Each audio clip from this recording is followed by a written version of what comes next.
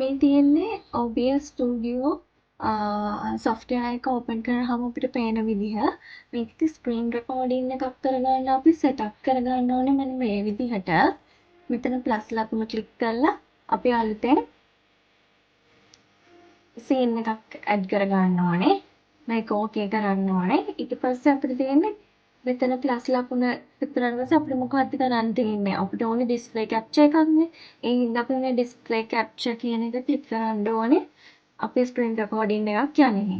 ඒ click කළා අපිට voice recording අවශ්‍ය නම් අපි මේ mics දෙකම on එකේ තියා ගන්නවා. නැත්තම් ඒක අපිට මේ close කරලා mute කරලා දාන්න පුළුවන්. ඊට පස්සේ අපි settings කරගන්න ඕනේ මෙන්න මේ විදිහට. settings වලට ගිහිල්ලා අපිට අනිවාර්යෙන් output එකේ අපි හදාගන්න ඕනේ MP4 කියලා. ඊට පස්සේ hotkeys කියන එක අනිවාර්යෙන්ම මතක තියාගන්න. start recording වල අපිට ලේසි එක්ක number 1 හරි මොකක් හරි අපි කැමති එකක්. start recording එක start කරද්දී අපි key එක බුවාම තමයි ආ record කරන්න පටන් ගන්න. අන්න ඒකටයි මේ hotkey එක වැදගත් වෙන්නේ. number 1 හරි එතකොට A B මොකක් හරි letter එකක් හරි මොකක් හරි start recording එකටයි stop recording එකටයි මතක තියෙන දේවල් දාගන්න ඕනේ. ඊට පස්සේ ඒක okay කරන්න ඕනේ. ඊට පස්සේ අපි යන්න ඕනේ ඒ ටිකම setup කරගන්න ඕනේ. මුලින්ම මේ scenes add කරගන්න ඕනේ. ඊට පස්සේ මෙතනින් display capture add කරගන්න ඕනේ. මෙතන මේ mics on ද කියලා බලන්න ඕනේ. settings නා එකපාරක් හැදුවාම ඒකේ විදිහටම හිටිනවා. නැවත නැවත අපි හදන්න අවශ්‍ය වෙන්නේ නැහැ. hotkeys දාන්න ඕන වෙන්නේ.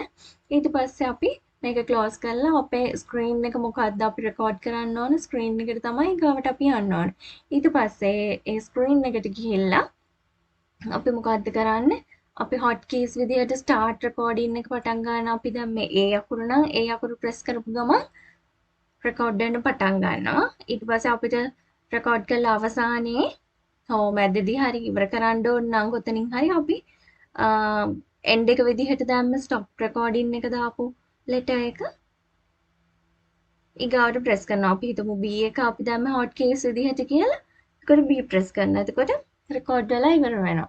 ඊට මෙතන file යනවා. show recordings කියන තැනට click කරනවා.